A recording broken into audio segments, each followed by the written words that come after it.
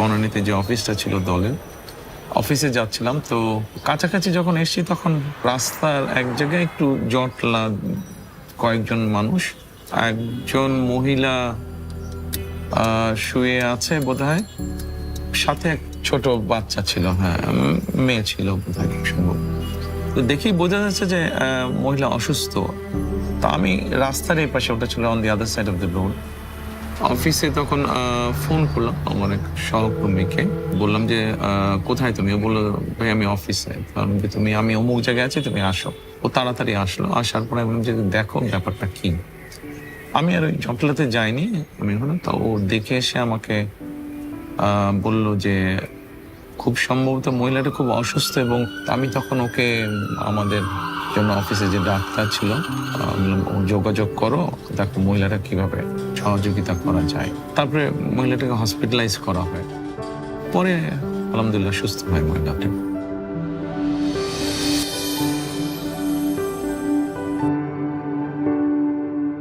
একটা কর্মসংস্থানের ব্যবস্থা মনে হয় করা হয়েছিল, যেখান থেকে মিনিমাম একটা তার ইনকাম হয়, যেখান থেকে সে মোটামুটি চলতে পারে।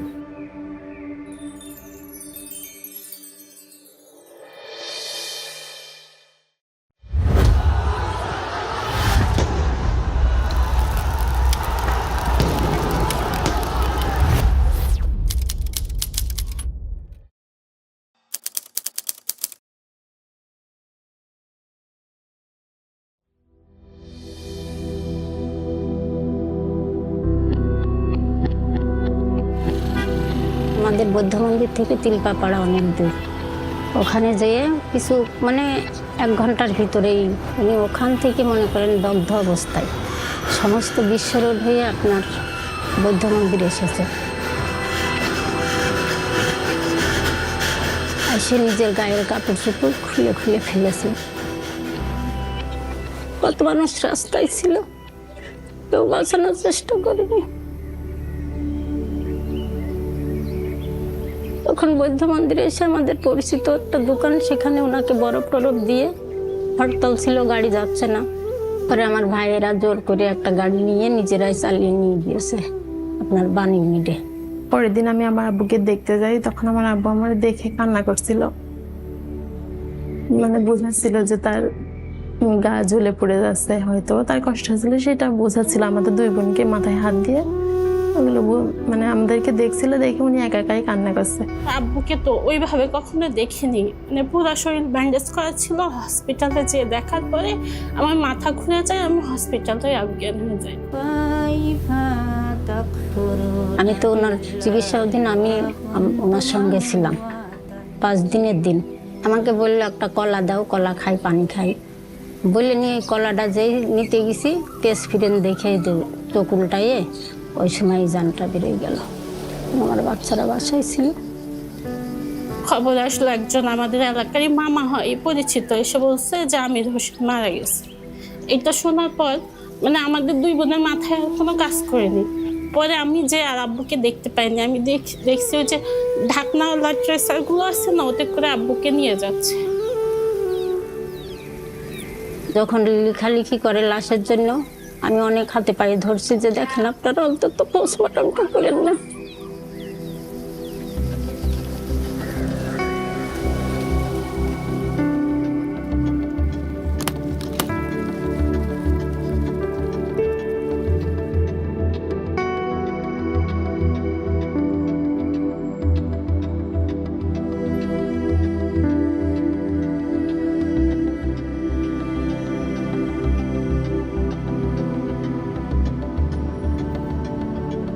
তখন পরিস্থিতি খুবই ভয়াবহ ছিল। আম্মু তো সংসারের কিছু ওইভাবে জানতো না।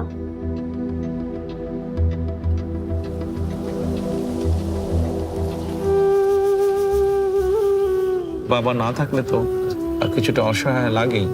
আমিও ছোটবেলায় বাবা হারিয়েছি, কাজেই মাথার উপরে বাবার ছায়াটা না থাকলে তো অসহায় লাগে। সেটা ছেলে হোক মেয়ে হোক। হয়তো আমাদের সামাজিক ব্যবস্থায় মেয়েদের জন্য বিষয়টা একটু বেশি কষ্টকর। যখন তাদের এরকম ঘটনাটা ঘটে, তারপরে থ্রু ডক্টর আমান আমরা হেল্প করতাম ফ্যামিলিটাকে। করে একদিন আমান ভাই আমার ওখানে যাই, যে বলে আপনার আমরা মাসে কিছু যদি অনুদান করি আপনি কি চলতে পারবেন? বললে আপনি কাউকে এই বিষয়টা কোনোদিন কেউ যাতে জানতে না পারে।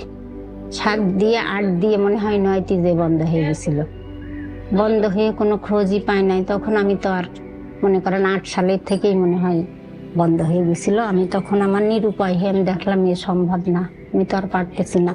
স্বাভাবিক আমি জেলে যাওয়ার পরে তো ওই হেল্পটা বন্ধ হয়ে যায়। ওরাও সবাই তো সমস্যার মধ্যে, কি করবে? তখন আমার ওয়াইফকে জানায় বিষয়টি। তখন আমার ওয়াইফ আমাকে জেলখানায় জিজ্ঞেস করলেন যে এরকম। বললাম যে হ্যাঁ এটা তো করতাম, বাট এখন তো পারছি না আমরা। ওনারা যখন 1 বছর খোঁজ না হয় তখন আমি খুবই অসুস্থ হয়ে পড়ছিলাম, কারণ আমার সাহসটা হারাই ফেলছিলাম। আমি সেলাই মেশিনে কাজ করে 3টা পেট, তারপরে লেখাপড়ার খরচ, তখন আমি নিজেই বাড়ি চলে আসছি। মনেও কখনো কল্পনাও করি নাই যে ওনারা আর আমার কোনোদিন খুঁজবে। বছর খানিক পরে তখন আবার আমার মামা একদিন ফোন দিয়েছে আমার আম্মুকে। তখন মনে করেন আমার সাহস, আমার একটা বুকে সাহস আসলো। সেই থেকে সমস্ত চিকিৎসার ভার আমার আম্মুর, আমার বড় বোন অসুস্থ হয়েছিল, সমস্ত চিকিৎসার ভার আমার মামাই মানে ওনার দায়িত্বেই করিয়েছে আমার আম্মুকে। এই দেখেন 17-18 মারা গিয়েছে 21 বছর পরছে, অথচ 17-18 বছর ওনারা আমার সঙ্গে আমার পাশে আছে। বিপদে আপদে যেটুকুই হোক আমার খোঁজ রাখছে, এটাই হচ্ছে। উনি মনে করেন যে আমার মেয়েদেরকে দিত আর বলতো পড়াশোনা করছো, সকালে এইভাবেও খবর নিছে, তোমরা কি স্কুলে গেছো, কিভাবে পড়ো, কখন পড়তে বসো। মেয়েদের সবসময় বলে ওদেরকে দিয়ে দেবেন না। যেহেতু বাবাও নেই, সেই জন্য ওরা যদি লেখাপড়া শিখতে পারে, ওরা যদি নিজের পায়ে দাঁড়াতে পারে, তাহলে ফ্যামিলিটার মধ্যে আত্মবিশ্বাসটা ফিরে আসবে। আমি সেই চিন্তা থেকেই বলেছিলাম যে বিয়ে তো করবি, সেটা 2 দিন আগে হোক পরে হোক। তো আমার মা আমাদের জন্য সেই থেকে, আমার মাও আমাদের জন্য অনেক করেছে, মনে করেন পড়াশোনা শেষ করিয়েছে। আমি তো তখন বুঝি নাই যে আমি এটা কোথা থেকে পাচ্ছি। আমি তো এতদিনও জানতাম না। এইবার ডাক্তার দেখাইতে যেয়ে এই মনে হয় বছর 2, তখন বললো যে আপনি যেহেতু নামাজ পড়া রোজাদার লোক, আপনাকে আমার কিছু বলার নেই, ওনার জন্য দোয়া করেন। ওনার আম্মা খুব অসুস্থ, উনি ফোন দিয়ে আমাকে এটা বলে। তখন আমি বুঝতে পারি। আমার যখন কেউই ছিল না, তখন 2টা বাচ্চা নেমে অসহায় অবস্থা, ওনারাই আমার পাশে ছিল। ট্রিটমেন্টের থেকে শুরু করে সমস্ত লেখাপড়া, যা দায়িত্ব, ওষুধপত্র নিয়ে এতদিন আমার সঙ্গে ছিল এবং এখনো আছে। মনে করেন উনি তো বাবার মতো দায়িত্ব এতদিন আমাদের পালন করে এসেছে। ওনাকে দেখলে ওনার সাথে আমি একটু জাস্ট আমার ভালো মন্দ কথাগুলো শেয়ার করতে চাই, ওনাকে একটা সালাম জানাতে চাই। আমার কাছে যখন মনে হয় যে তাদের পাশে একটু দাঁড়ানোতে তারা নিজের পায়ে দাঁড়াতে সক্ষম হয়েছে, তাদেরকে একটু সহযোগিতা করেন, যতটুকুই হোক সহযোগিতা করার জন্য, ডেফিনেটলি তখন তো ভালো লাগে।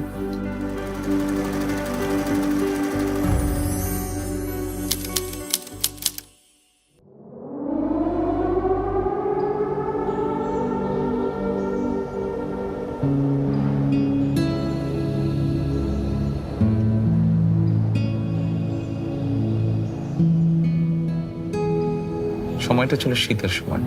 জেলখানায় আমার সাথে একটা ছেলে থাকতো। ওই ছেলেটা আমাকে এমনি কথায় কথায় বলছে যে জেলখানায় এরকম অনেক মানুষ আছে, গরিব মানুষ আছে, বিশেষ করে বয়স্ক মানুষ।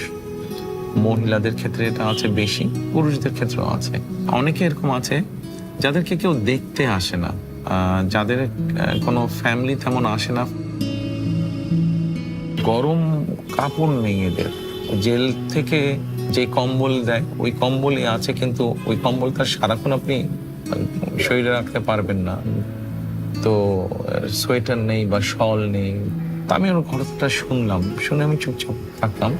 তার বলার কিছু নেই, আর করার তো অবশ্যই তখন কিছু নেই। তো পরবর্তীতে কোর্টে ডেট ছিল আমার, তার কয়েকদিন পরে কোর্টে ডেট ছিল। কোর্টে গেলাম আমি। কোর্টে যাবার পরে আমার এক সহকর্মী, ওর নাম রুমন, তো আমি কাছে ডাক দিয়ে ওকে বললাম যে এক কাজ করো, কিছু মহিলাদের শলটা হলে একটা সুবিধা হয় কি, আর যেটা চাদর সেটা রাত্রে ঘুমোতেও পারে, বা দিনের বেলায় সেটা শীত লাগলে সেটা গায়ে জড়িয়েও ধরতে পারে। কিন্তু কম্বল তো সবসময় আপনি ব্যবহার করতে পারবেন না, এক্সেপ্ট ঘুমানোর সময় ছাড়া। কারণ যে পুরুষদের জন্য কিছু সোয়েটার এবং মহিলাদের জন্য কিছু শল তুমি একটু আমাকে এনে দাও, জেল অথরিটি ওনাদের কাছে তুমি পৌঁছে দাও, আমি ওনাদের সাথে কথা বলবো। তখন জেলে ডিআইজি ছিলেন একজন মেজর হায়দার। আমি রুমনকে বললাম যে তুমি ওনার কাছে পৌঁছে দিও, আমি ওনার সাথে কথা বলবো। পরে রুমন ওগুলা ওনার কাছে নিয়ে গেছিল, তবে আমি তার আগেই আমি যখন ফিরে আসলাম আবার জেলে নিয়ে আসলো আমাকে, তো ওনার সাথে ওই দিন কি পরের দিন বোধহয় আমার দেখা হলো। তখন আমি বললাম যে হায়দার সাহেব এরকম আমি শুনেছি এরকম, তা আমি কিছু এরকম গরম কাপড়ের ব্যবস্থা করছি, তো ওগুলা এসে পৌঁছলে আপনার কাছে দিবে, তা আপনি যদি একটু দেখে, আমি তো আর দিতে পারবো না, আপনি দেখে যদি সত্যি এরকম যারা নিডি তাদের কাছে যদি একটু এই জিনিসগুলো পৌঁছে দেন। তো পরে ওনারা দিয়েছিলেন, ওনারা পরে পৌঁছে দিয়েছিলেন।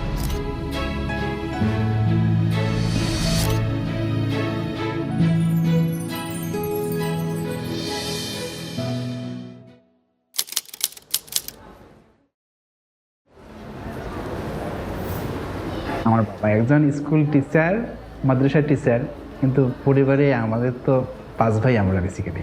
তো সেই সময় আমার বাবার জন্য এডুকেশন যে এক্সপেন্সটা সেটা ব্যয় করা বেশ কষ্টকর হচ্ছিল আর কি। আমার বাবা একজন কৃষক, আমার আরও 2টা বোন আছে, এর মধ্যে আমি মেডিকেলে চান্স পাই। আমার বাবা যেহেতু কৃষক, ওনার জন্যে এই 3 জনকে একসাথে এই যে এটার যে খরচটা এটা ক্যারি করা আসলে অনেক কঠিন ছিল। অন্যান্য ভাই যারা ছিল, যারা ভার্সিটিতে পড়তো, তাদের থেকে কিন্তু আমার খরচটা একটু বেশি ছিল। সেই সময়ে একটা প্রেশার নিয়ে, একটা টেনশন, বুঝছেন তা। অনেক ছেলে মেয়ে আসতো, meritorious result, very good, excellent result, কিন্তু মেডিকেল বা ইঞ্জিনিয়ারিং বা আর্কিটেকচার এই পড়াগুলো তো একটু এক্সপেন্সিভ, বেচারারা এফোর্ড করতে পারতো না। আমার প্রতিদিনের টেনশন হইতো যে আসলে কি মানে এইভাবে কি লেখাপড়া কন্টিনিউ করা সম্ভব। যখন আমি ফার্স্ট ইয়ারে থাকি তখন তো আমি টিউশনি খুঁজতেছিলাম, তো শুরুর দিকে ওইভাবে কোনো টিউশনি পাওয়া যাচ্ছিল না। যে কোনো কারণে হোক, আমার স্ত্রী যেহেতু একজন ডাক্তার, সে কারণে হয়তো নিজের অজান্তেই হয়তো মেডিকেলের বিষয়টা চলে এসছে আমার সামনে। সেই সময় আমার পাশে বিটু ভাই, এই ওনারা আমাদের সঙ্গে কমিউনিকেট করলেন আর কি, করলেন যে ওরা প্ল্যান করলেন, যে বললেন যে তা আমরা তো তোমার রেজাল্ট দেখেছি, তোমার সম্পর্কে শুনেছি, আমরা তোমাকে একটা স্কলারশিপ দেওয়ার জন্য সিলেক্ট করেছি। কিছু ক্রাইটেরিয়া ছিল আমাদের, রেজাল্টটা দেখবো আমরা, এবং তার মানে ফাইন্যান্সিয়াল ব্যাকগ্রাউন্ডটা সত্যি ডিজার্ভ করে কিনা, কারণ আমাদের তো রিসোর্স অল্প রিসোর্সের মধ্যে যেহেতু আমরা দিব, তো সেই জন্য আসলে সে ডিজার্ভ করে কিনা সেই সাপোর্টটা, তো ওটা আমরা চেক করতাম ভালো করে। এবং আমার পুরো ফ্যামিলিতে কোনো ডাক্তার নেই, আমাদের ফ্যামিলিতে কোনো ডাক্তার নেই বেসিক্যালি। তো আমি কিন্তু পার্ট ডক্টর, তারা চাইতেন যে তার একটা ছেলে ডাক্তার হবে, আর আমিও বেসিক্যালি এটা আমি চাইতাম যে আমিও ডাক্তার হব। তো এই সময় যখন এই হেল্পটা যখন চলে আসলো, তো বাবার জন্য একটা মানে গ্রেট একটা রিলিফ হয়েছিল আর কি, অনেক বড় একটা রিলিফ হয়েছিল আর কি। পুরো মানে ফার্স্ট ইয়ার থেকে শুরু করে একদম ইয়ার পর্যন্ত, ফাইনাল ইয়ার পর্যন্ত, যতদিন আমি ইন্টার্নিতে না যাচ্ছি এবং ইন্টার্নের ভিতর না পাচ্ছি, এই সময়টা পর্যন্ত ওরা কিন্তু আমাকে ফুলি একটা ফাইন্যান্সিয়াল সাপোর্ট আমাকে দিয়েছে। তারা শুধু মানে ফিনান্সিয়াল সাপোর্ট দিয়েছেন ব্যাপারটা এরকম না, মাঝে মাঝেই আমার মানে পড়াশোনা কীরকম হচ্ছে, আমার রেজাল্ট কীরকম হচ্ছে, আমি কি প্রোগ্রেস করছি কি না, বা অন্য আনুষঙ্গিক কোনো প্রবলেম আছে কি না, আমাদের আর কি ধরনের সহযোগিতা প্রয়োজন, এগুলো সব কিছুই খোঁজখবর নিতেন। এখন বড় হয়ে গেছে, এখন ফুল ফ্লেজের ডাক্তার হয়েছে অনেকে, বিসিএস পরীক্ষাও মনে হয় দিয়েছে, কেউ বিসিএস পরীক্ষা দিয়েও আপনার মেডিকেলে জয়েন করেছে। তো আমাদের এই স্কলারশিপটা যে জনাব তারেক রহমান স্যার দিয়েছেন, মানে এটা কখনোই আমাদেরকে মানে ইনফর্ম ওইভাবে করা হয়নি। তখন আমি জিজ্ঞাসা করছিলাম যে আসলে ফান্ডিং করা হচ্ছে, ডিটেলসটা আমাকে একটু বলা যাবে? তো ডিটেলস করে না, আপনাকে এটা স্কলারশিপ দেওয়া হচ্ছে, এখন ডিটেলস এত কিছু বলা যাবে না, আপনি নিতে থাকেন, আমরা আপনার সঙ্গে কমিউনিকেট করবো। এখন হয়তো কেউ কিছু হয়তো বা জেনেছে, বাট মোস্টলি জানে না। তো সব মিলে এটা আসলে একটা মানে মানুষের পাশে দাঁড়ানোর অসাধারণ একটা দৃষ্টান্ত। আজকে আমি মানুষকে সেবা করতে পারতেছি, এইটা সম্ভবই হইতো না যদি আমি ওই সময় আমার জার্নিটা কমপ্লিট করতে না পারতাম। একজন ডক্টরকে ডক্টর বানানো শুধু একটা মানুষকে উপকার করা না, এটা হাজার মানুষের উপকার করা। আপনি যখন একটা লক্ষ্য বা উদ্দেশ্য নিয়ে, ঠিক আছে, আপনি যখন একজনের পাশে দাঁড়াচ্ছেন, আপনার যতটুকু সম্ভব আপনার পক্ষে, এবং যখন দেখছেন যে আপনি যে উদ্দেশ্যে দাঁড়িয়েছেন এবং ওই মানুষটা তার লক্ষ্যে পৌঁছেছে, এটাতে ডেফিনেটলি আপনি ভালো ফিল করেন।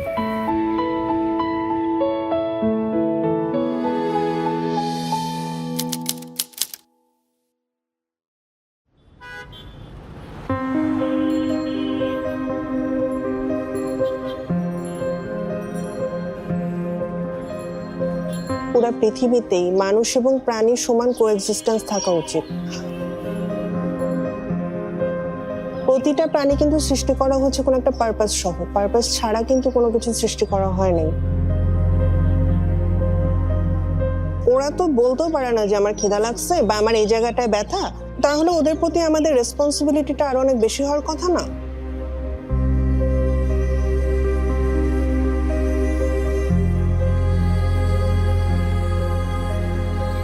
কিন্তু আমাদের মতো দেশগুলোতে যেটা হয় যে আমরা প্রাণীদেরকে একদম একটা সাইডে সরায় ফেলছি।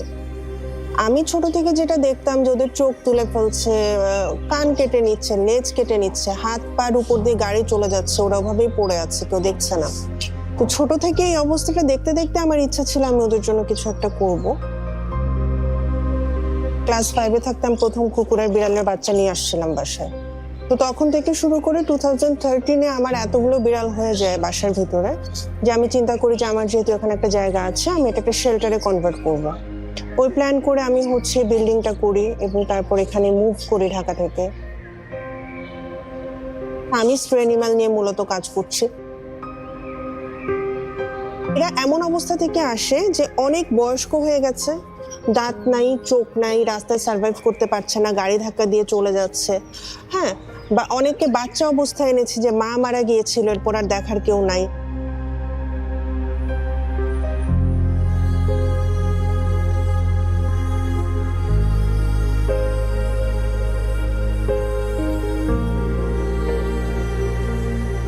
আমাদের এখানে অনেকগুলো আছে চোখে দেখতে পায় না, ওরা একটু এদিকে ওদিকে ঘুমায় থাকে, খুব একটা মুভ করে না। আর হাফ প্যারালাইজড অনেকগুলো আছে যারা ঠিক মতো হাঁটতে পারে না। তোরা রাস্তায় খাবার পাবে কিভাবে আর খাবে কিভাবে, যেখানে সুস্থ কুকুরে সার্ভাইভ করে না। প্রত্যেকটি প্রাণী, জীব কোনো না কোনোভাবে মানুষের উপকার তো করছেই। আমরা সৃষ্টির সেরা সৃষ্টি আল্লাহ, সেজন্য আমাদের দায়িত্ব এই যে কোনো জীব প্রাণীর প্রতি যত্নশীল হওয়া। সোশ্যাল মিডিয়া অথবা কোনো বাংলাদেশি টিভি চ্যানেলে খুব সম্ভব দেখেছিলাম কোনো একটা প্রোগ্রামে যে ও বেশ স্ট্রাগল করছিল, মানে যেহেতু এই ধরনের স্ট্রে ক্যাট বা ডগকে নিয়ে এসে বিশেষ করে যারা ইনজুরিও হেল্প করে, কিন্তু ও ওরকম সহযোগিতা বোধহয় পাচ্ছে না। তখন আমি ঢাকায় আমার এক সহকর্মী বললাম যে একটু যাও তো, তুমি দেখে আসো তো কি বিষয়টা কতটুকু ঠিক বেঠিক বা সঠিক। 2018-এর দিকে মেহেদি ভাই আমাদের সাথে প্রথম যোগাযোগ করেন over the phone. And to be honest, আমি তখনও জানতাম না যে উনি আসলে কে বা কার পক্ষ থেকে উনি ডোনেশনটা দিচ্ছেন। উনি এখানে আসছেন, শেল্টার উনি ভিজিট করে যান। ও দেখে এসে আমাকে পরে রিপোর্ট করলো। তো তখন আমি এবং আমার মেয়ে আলোচনা করে আমরা সিদ্ধান্ত নিলাম যে ঠিক আছে, আমাদের পক্ষে তখন যতটুকু সম্ভব ছিল ওর কুকুর বিড়ালের আমরা যেটা করেছিলাম যে খাবারের কষ্টটা বেশি হয়, তো খাবারের ব্যাপারে যতটুকু সহযোগিতা করা যায়, তাহলে মাসিক ভিত্তিতে আমরা ওকে বললাম ঠিক আছে। পরে আমি আমার যে সহকর্মীকে পাঠিয়েছিলাম ওকে আবার বললাম যে তুমি গিয়ে বলো যে আমরা খাবারের ব্যাপারে এই পরিমাণ আমরা সহযোগিতা করতে চাই, যদি ওরা এগ্রি করে তাহলে আমরা স্টার্ট করবো এটা।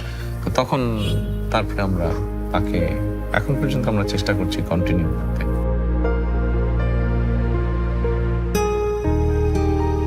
আমরা কোথাও কোনো ডোনেশন দিলে বা ফান্ড দিলে আমরা চাই যে আমাদের নামটা হোক, আমাদের নামটা সামনে আসুক।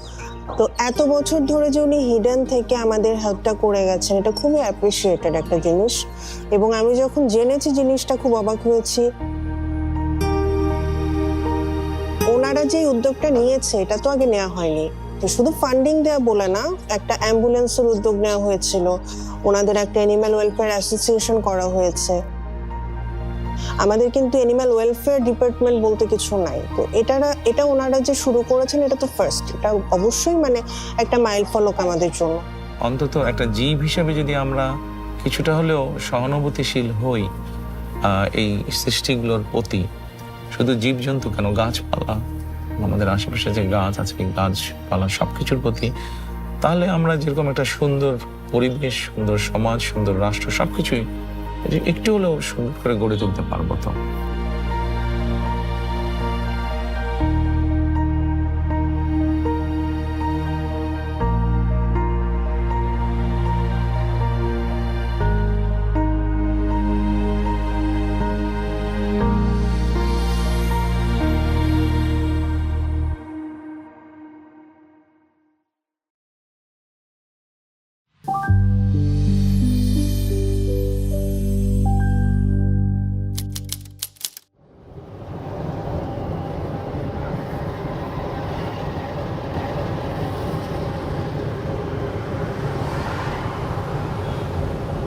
প্রথম ছেলে গেল আলট্রাসাউন্ড করবার, প্রথম গেছে মেডিকেলতে বাইরে পরে গেছে আলট্রা করবার যাব। এই টাইমে সরব দুজন দাঁড়াই দিছে, দাঁড়াইতে যখন সরব পার ওপর গেছে তখন অ্যাক্সিডেন্ট হয়ে গেছে।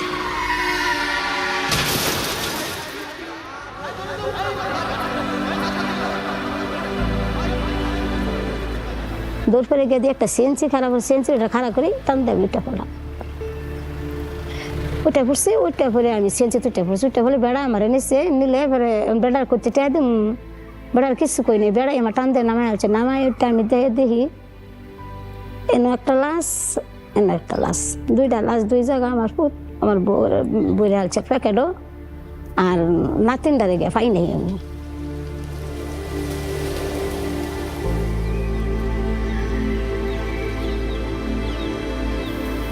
আবুর মাথা এখানে ছিল না, সব মাথাটা ছিলান ছিল, মাথা এলে গেছে, আব্বার মুখ দেখা গেছিল না, আব্বারে চিনা গেছিল না।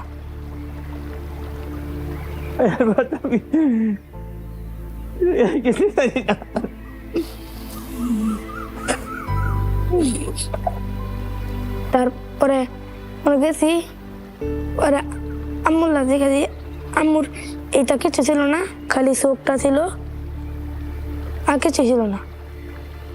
ওই আমার একজন বলছে আমার নাতি আছে একটা মেডিকেল আছে, গেছি গেছি এটা মারা গেছে বাচ্চা, এটা শুয়ে দিচ্ছে, শুয়ে থাকলে পরে আমি পরে দোলা মুচ্ছে সময় দিচ্ছি,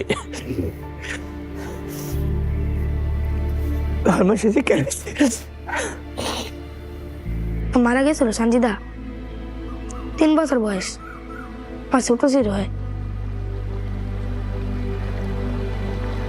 ডাক্তার করে আমরা নাতি আরেকটা আছে, এটা তো মারা গেছে, এবার নাতি আরেকটা পরে ওই গেছি দিয়ে নাতি আমার কুলো দিচ্ছে, পরে জানা হয়ে গেছে মেডিকেল ফটো চলে। ফাতেমা তার মা বাবার মুখ সে দেখে নাই, আমরা দেখতে পারছি, সে দেখতে পারে না।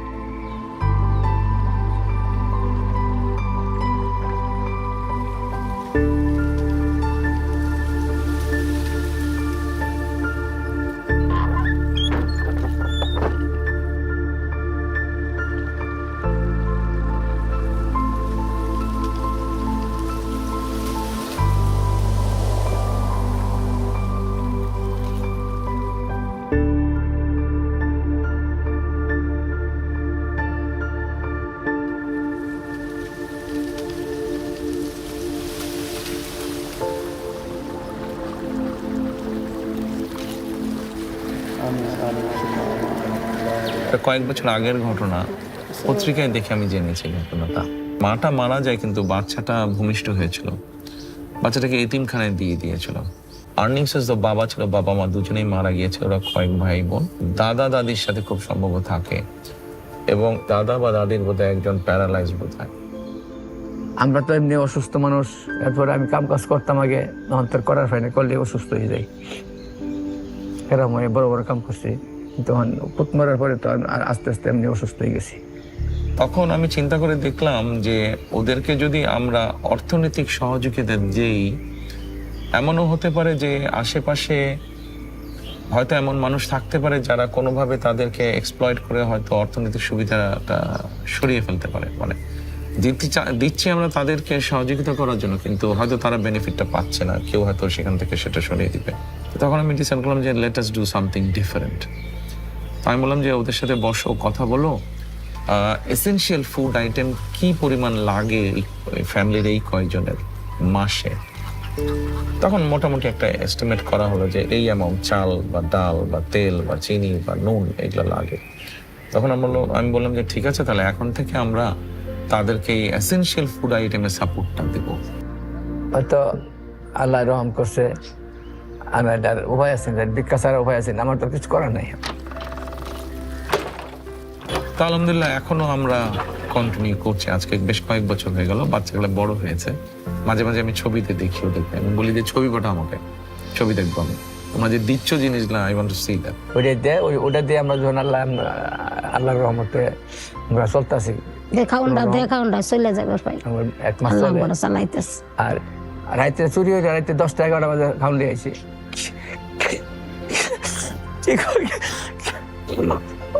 কি কষ্ট কষ্ট হয়ে গেছে, অনেকদিন কষ্ট হয়ে গেছে। কষ্ট গেছে, এটা আমি হয়তো বুক করছি, অনুভব করছি যে রাইতে 10টা, 8টা, 9টা, 10টা চুরি হয়েছে, খাওয়া গেছে। তার খাউন বন্ধ দেয় নাই, প্রত্যেক মাসে খাউন দিয়ে গেছে। 1 মাসও মিস খাওয়ান দিচ্ছে, মেঘ বৃষ্টি খাউন দিয়ে গেছে।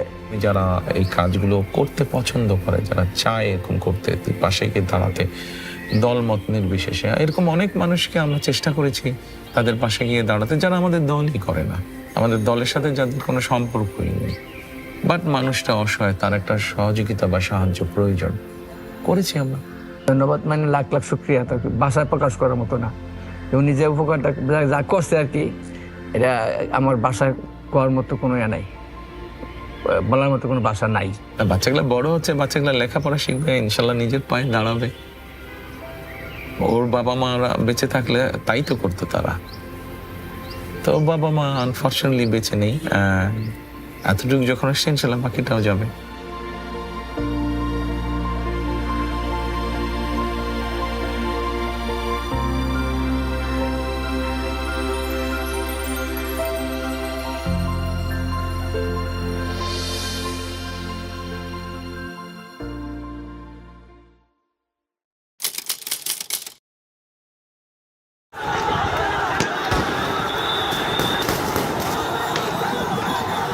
পাঁচ তারিখে আমার ছোট বোন আম্মার বাসায় গেছে, তখন আমরা রাজকোনাতেই থাকি। তো আমরা খবর দেখতেছি, আমার ছোট বোন ও নাচতেছে, মানে শেখ হাসিনা পালাইছে এটা দেখে ওই খবর টবর দেখলো। 4টা বেজে গেছে, ওর ফ্রেন্ডরা ফোন দিতেছে নিচে নামার জন্য। তো ও চলে যাইতেছে পর আমাকে বলতেছে, আম্মু আমি যাই। আমি কইছি আব্বু যেখানে যাও সন্ধ্যার মধ্যে চলে আসো, আম্মু তুমি টেনশন করো না, আমি চলে আসবো। তো নিচে যে 2 বন্ধুর সাথে চলে গেছে। 7:12 আব্দুল্লাহকে 2বার ফোন দিছি, ধরে নেয়। 7:19 ওকে আবার ফোন দিছি, 2বার ধরে নেয়। 3বারের মাথায় ও ধরছে। 36 সেকেন্ড ওর সাথে আমার কথা হয়েছে। সালাম দিয়ে শুধু বলছি, বাবা তুমি কোথায়? ও বলছে আম্মু এয়ারপোর্টের মাথায়। বলছি বাবা আজান দিচ্ছে, সন্ধ্যা হয়েছে না, আম্মু আধা ঘন্টার মধ্যে আসতেছে। 8:10 একটা আননোন নাম্বার থেকে ফোন আসছে, রিসিভ করতে করতে কেটে গেছে। আবার উনি কল দিছে। উনি শুধু ফোন দিয়ে বলছে, আব্দুল্লাহর আপনি কি হন? আমি বলছি আব্দুল্লাহর মা। কেন, কি হয়েছে? ও অ্যাক্সিডেন্ট করছে, আপনি একটু এখনই আসেন। আমি শুধু ওনাটা নিয়েছি আর আমার ব্যাগটা নিয়েছি আর মোবাইলটা নিয়েছি। তো এর মধ্যে আবার উনি ফোন দিছে, আছে আপনি তাড়াতাড়ি না আসলে ঢাকা মেডিকেল পাঠিয়ে দিবে। ওনার এই কথা শোনার পর আমি মোটামুটি যে আব্দুল্লাহর হয়তো গুলি লাগছে, রাস্তায় বেরোনোর পরে আমি বুঝি। তা আমি দৌড় দিয়ে ঢুকে গেছি। ঢুকে ও একটা কফি কালারের টাইস পরা, ওর চেহারা তো ঢাকা, ওর পায়ে সাদা সুতা বাঁধা দেখে আমি বুঝে ফেলছি যে আমার বাবাটা নাই।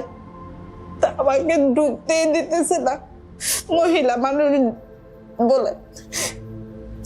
বলতেছে আপনাকে ঢুকানো যাবে না, আপনি পুরুষ মানুষকে। তোর মামা গেছে, ওর মামা দেখে ওখানে অজ্ঞান হয়ে গেছে, আমি অজ্ঞান হয়ে গেছি।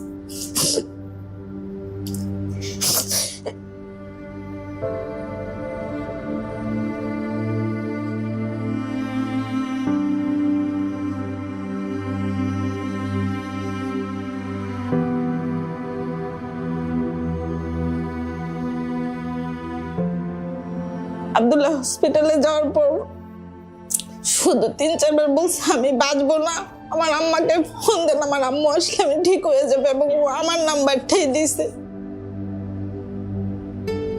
আব্দুল্লাহ মারা গেছে 5 তারিখে, আমি 8 তারিখ থেকে হসপিটালে ভর্তি জিসানকে নিয়ে। 19 তারিখে ধরা পড়ছে ওর ক্যান্সার, ক্লোন ক্যান্সার 3rd স্টেজে। তো একটা মার জন্য এরপরে শোনার কি বাকি থাকে? যতটুকু মনে পড়ছে এই ঘটনাটা আমি সোশ্যাল মিডিয়ার মাধ্যমে জানতে পারি। জানার পরে আমি আমাদের বিএনপি পরিবারের আহ্বায়ক রুমন বহু বছর, গত 20-25 বছর ধরে রুমন আমার এই কাজগুলোতে আমাকে সহযোগিতা করে। তো আমি রুমনকে তখন বললাম যে আচ্ছা এটা দেখলাম, তুমি একটু যাও তো দেখো কি ব্যাপার, গিয়ে দেখে সবকিছু জেনে শুনে আমাকে জানাও। তো দেন রুমন ওখানে যায়, মায়ের সাথে কথা বলে। অসম্ভব অসহায়তার একটা ঘটনা সেদিন আমি জানলাম। আব্দুল্লাহ মারা যাওয়ার 14 দিন পর থেকে যুদ্ধ শুরু হয়েছে। আমি ছেলের জন্য কান্না করবো না, এই ছেলেকে নিয়ে হসপিটাল দৌড়াবো। ওর ট্রিটমেন্ট চলমান অবস্থায় তার বাবা স্ট্রোক করে মারা গেছে।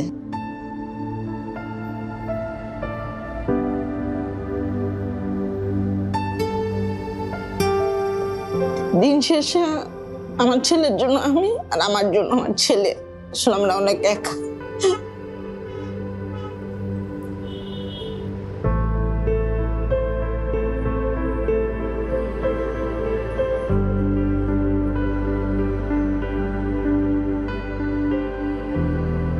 ভদ্রমহিলা বিভিন্ন জায়গায় বোধহয় গিয়েছিলেন, খুব সম্ভবত সেভাবে সহযোগিতা পাননি। তারপরে আমি তখন রুমনকে বললাম যে ঠিক আছে। তো ও বললো যে ভাইয়া এটা বেশ সময় এবং খরচ লাগবে এই ট্রিটমেন্টটাতে। তো আমি জিজ্ঞেস করলাম কেমন খরচ লাগবে, যেই খরচটা লাগবে একটু অ্যামাউন্টটা একটু বড়। বললাম যে ঠিক আছে, আল্লাহর নাম নিয়ে বিসমিল্লাহ বলে চলো আমরা শুরু করি, যতটুকু পারি আমরা এগোবো, আমরা আমাদের চেষ্টাটা করি, বাকি আল্লাহর ইচ্ছা। ওর এক একটা কেমো 49,000 টাকা করে পড়ছে। 3টা কেমোর পর থেকে প্রত্যেকটা কেমোর টাকা আমরা বিএনপির পরিবারের পক্ষ থেকে পাইছি। উপর আল্লাহর পরে যদি কেউ আমাকে সাহায্য করে দেখে, আমরা বিএনপির পরিবার করছি, কারণ আমার ধরা সম্ভব ছিল না এই ট্রিটমেন্টটা করার। ওর 2টা অপারেশন আমি বাইরে করাইছি, বাইরে ডাক্তার দিয়ে, সিএমএইচ এর ডাক্তার দিয়ে বাইরে করাইছি। কারণ অনেক টাকা লাগছে, 2টা সার্জারির টাকাও সম্পূর্ণ আমরা বিএনপির পরিবার দিচ্ছি। তারেক রহমান নিজে ফোন করে জিসানের খবর নিচ্ছে আমাকে, ওনাদের গুলশান অফিসে ডাকায়া উনি আমার সাথে, আমার ছোট ভাইয়ের সাথে কথা বলছে জিসানের জন্য যা লাগে আমি করব, আমি যতটুকু পারি, আপনি শুধু শক্ত থাক। তখন তো বিধ্বস্ত উনি, স্বামী মারা গিয়েছে, বড় ছেলে শহীদ হয়ে গেছে জুলাই, ছোট ছেলে এরকম অবস্থা। ওনাকে সাহস দেওয়ার জন্য আমি বললাম যে আপনি চিন্তা করবেন না, আমাদের পক্ষে যতটুকু সম্ভব আমরা আপনার পাশে আছি, টেনশন করেন না, আল্লাহর উপরে ভরসা রাখেন, ইনশাল্লাহ আপনার সন্তান সুস্থ হবে। ওনাকে যদি আমি কৃতজ্ঞতা মুখেও বলি সেটা প্রকাশ করে শেষ করতে পারবো না। আমি নামাজ পড়ে ওনার জন্য, ওনার ফ্যামিলির জন্য দোয়া করি। আমাদের সফলতা বা আনন্দটা এখানেই যে বাচ্চাটা আলহামদুলিল্লাহ আজকে অনেক সুস্থ বাচ্চাটা। মানে আমি চাওয়ার আগে এত কিছু পাইছি যে চাওয়ার আর জায়গা নাই গা, মানে আমার কোনো কিছু ফুলফিল, আমার বাচ্চার চেয়ে বড় কিছু তো নাই। তারা আল্লাহর রহমতে তাদের উসিলায় আমি আমার বাচ্চাটাকে সুস্থ পাইছি, এটাই আমার জন্য অনেক অনেক অনেক আলহামদুলিল্লাহ। মাটাও যখন সেই প্রশান্তির হাসি দেয়, ওটাই আমাদের কাছে সবচেয়ে বড় পাওয়া।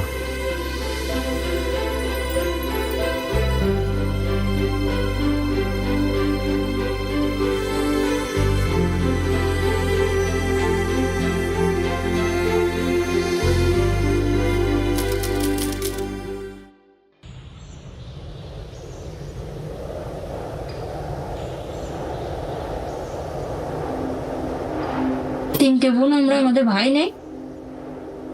বোনেরা বাপ থেকে মামা বাড়ি থেকে বিয়ে হয়েছিলেন, তারা বিকে যাচ্ছিল।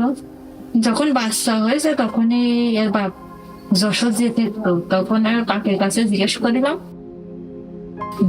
যে বাপ কোথায়, তখন বলছে যে যশোরে থাকে।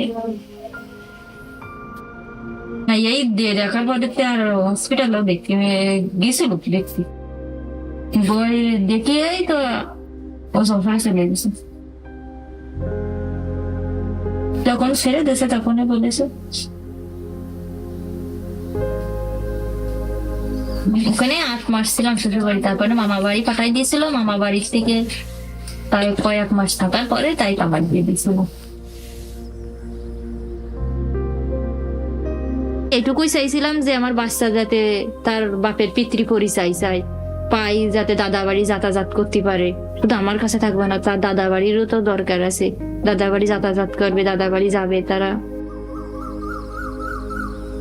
এখনো বাপের এই দিক থেকেও কষ্টেই আছে, কারণ আমার কাছে অনেক সময় বলে এটা ভাই আমি বলতে পারি না। যখন আমার বাচ্চা জিজ্ঞেস করে সবার আব্বু আছে, সবাই বলে ওঠে আমার বাচ্চার অনেক পেরেন্ট, মানে কথা বলে বড় মানুষের মতো ইয়ে বলতে গেলে আমার আমি বলতে পারি না। যে অনেক অনেক প্রশ্ন করে, যখন সবাই আমার ওই স্বাস্থ্য ভাইরা আছে বাচ্চারা সবাই মা আব্বু বলে কোলে ওঠে, তখন আমার বাচ্চাও অনেক সময় ভুল কেমনে মামাকে বাপ বলে ডেকে ফেলে, বুঝছেন।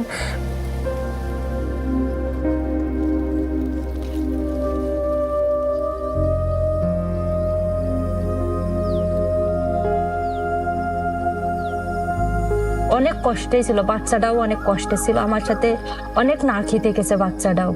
ওষুধ মনে করেন সবসময় আমার ডাক্তারের কাছে রাখতে হয়, একটার পর একটা হতেই থাকে, একটার পর একটা হতেই থাকে, বেশিরভাগ ও ডাক্তারের কাছেই থাকে।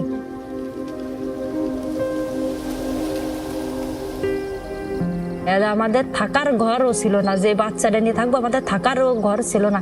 এইখানে একটা ভাঙ্গাচোরা একটা টালির ঘর ছিল, মানে মনে অবস্থা যে রাত থাকার মতো না। দিনের বেলা হয়তো বেড়ালাম চালালাম, রাত্রে আমরা থাকতে পারতাম না। পত্রিকা বা সোশ্যাল মিডিয়ার মাধ্যমে আমি জেনেছি। তারপরে আমি আমার অভ্যাস মতো আমার টিমকে আমি বলেছি আচ্ছা এই বিষয়টা কি, একটু তোমরা আগে নিজেদের মতন করে জানো। তারপরে ওরা যায় জানে, এবং তারপরে আমাদের অবস্থান থেকে যেটা মনে হয়েছে, যতটুকু মনে হয়েছে করা সম্ভব বা করতে পারবো আমরা সেভাবে চেষ্টা করেছি তাদের পাশে দাঁড়ানোর জন্য।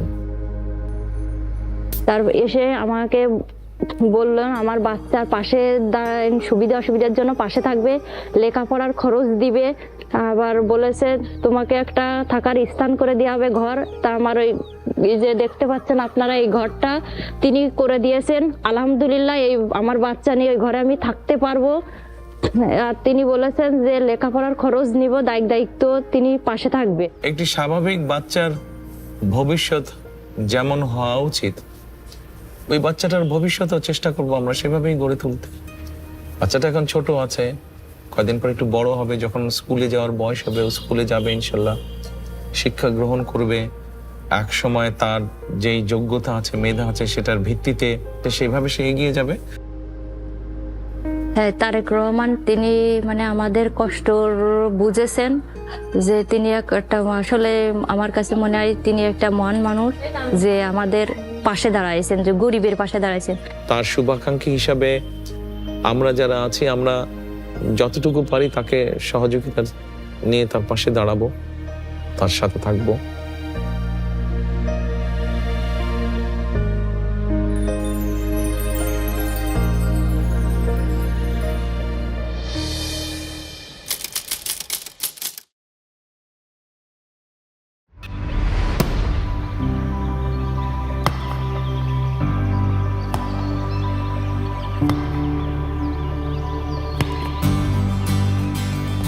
আমার বয়স 6 বছর 2 মাস চলে।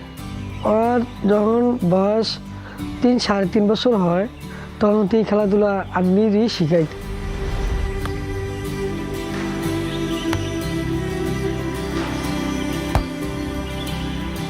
সর্বপ্রথম আমার শ্বশুরি একটা বল দিয়েছিল প্লাস্টিকের, মানে তাই সে ছোট ছিল, একটা হাঁটা শিখছে, ওই সময় একটা প্লাস্টিকের বল এনে দিয়েছিল।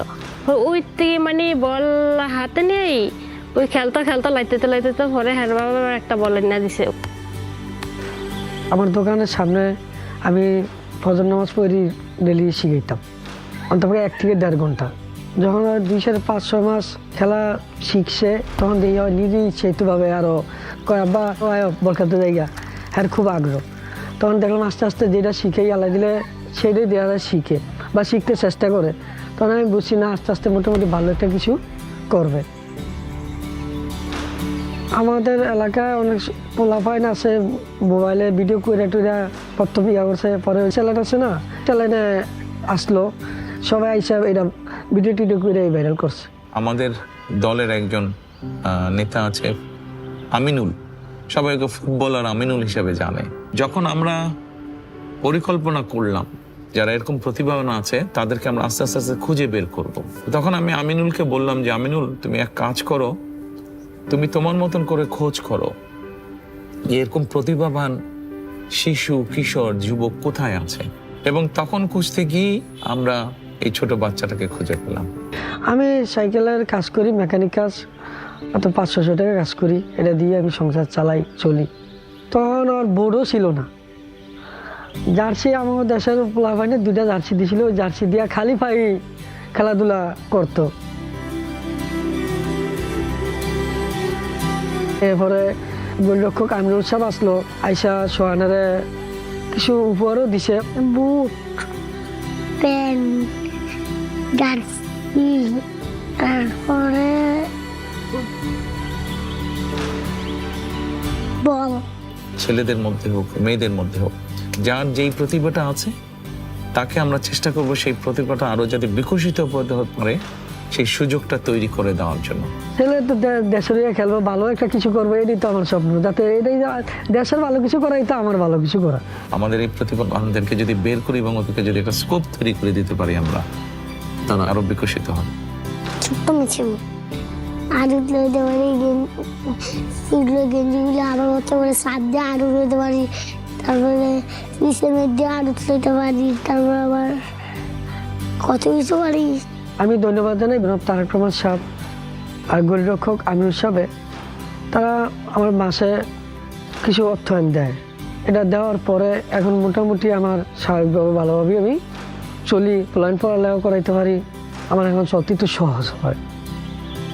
তারেক রহমান সাহেবকে আমি মনে করি ঠিক আছে আমার মাথার উপরেই রাখি। তার কাছে আমি কৃতজ্ঞ যে আমার ছেলের পাশে দাঁড়াইছে।